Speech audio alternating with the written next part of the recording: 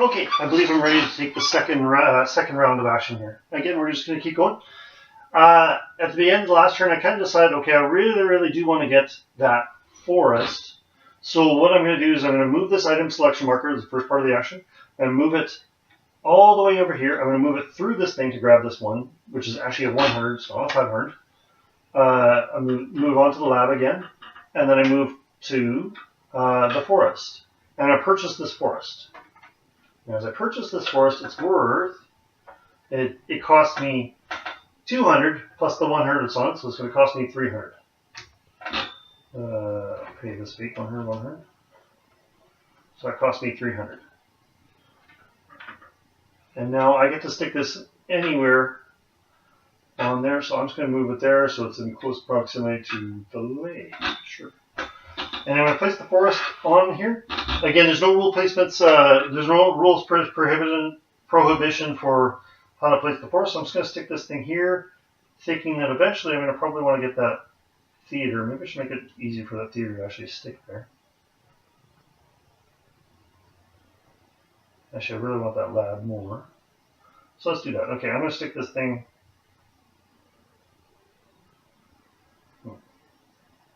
That's just not good.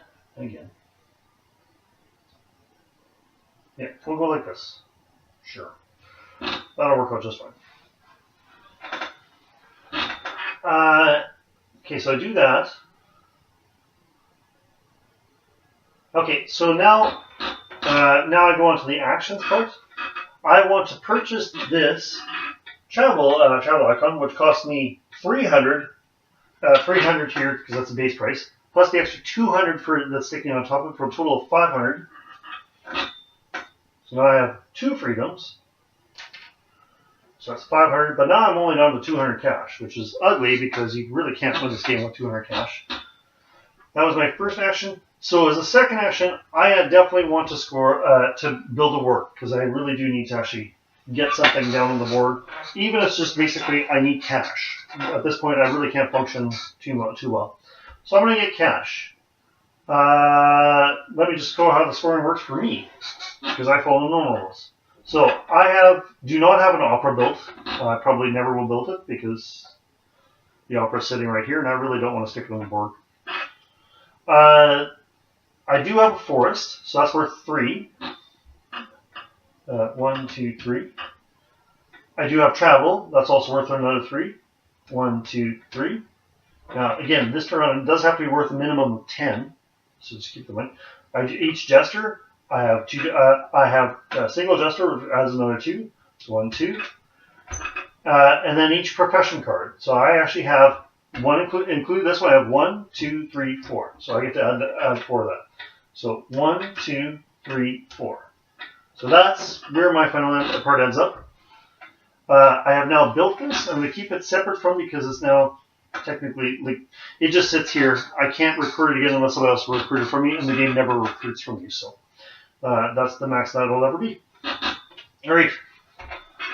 That gets me a certain amount of work, 12 work value, which is enough to cover the cost. Now, I could choose to take the points, but really, at this point, I don't need points. I need cash. I've got nothing left to work from, so I'm just going to choose to take cash. That's 1,200. I will take a single point out of it, I guess. No, I'm going to need all of it. There's no point in trying to grab the points. I'm going to take 1,200. That's 1,400 left. Not a very great work, but never was really intended to be. I need the cash. Okay, now the game is going to try to build its next profession. And see if he can. He's going to try to build that lab. That lab was one of the big ones. So that's worth 4, plus the 2 that are sitting on top of it. So 1, 2, 3, 4, 2 more. He's going to try it. He needs the forest to build the next one. He does not have the forest, so he gets nothing out of that. He's going to add travel to it. He doesn't have travel, so that's good. Each jester that he has, he's got 2 jesters, so that adds 2. 1, 2, 3, 4. And then each profession card. In this case, that's worth 2. So now he's tied work value with me. He takes the 6 points, of course, because he's a jerk.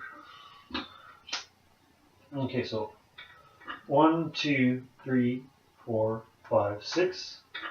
I didn't take any points out of that. Now, if we both score, if there's a tie, I can't remember exactly what happens. So let me just read the basic rules.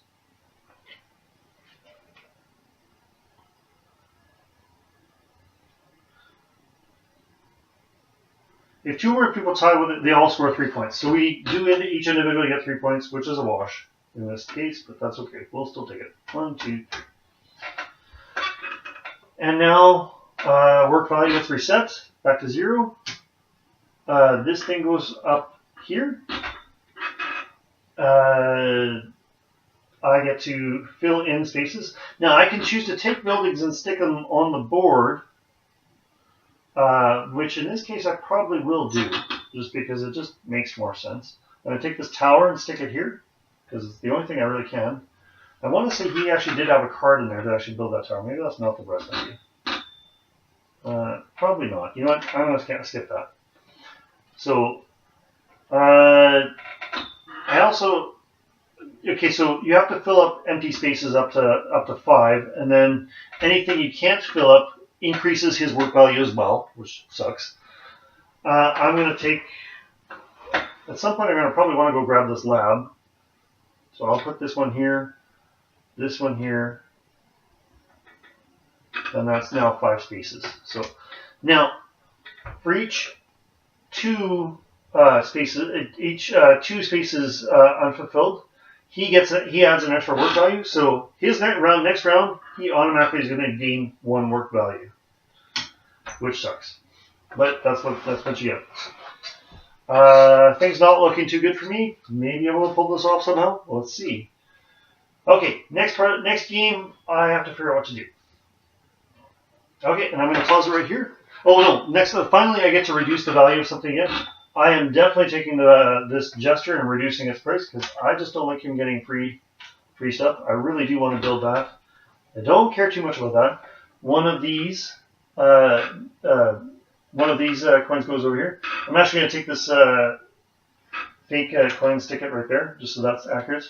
This is still 100, not 1,000. That goes over here. That goes on the prestige. So the prestige is now getting more expensive as time goes on. That's this one. Okay, cool.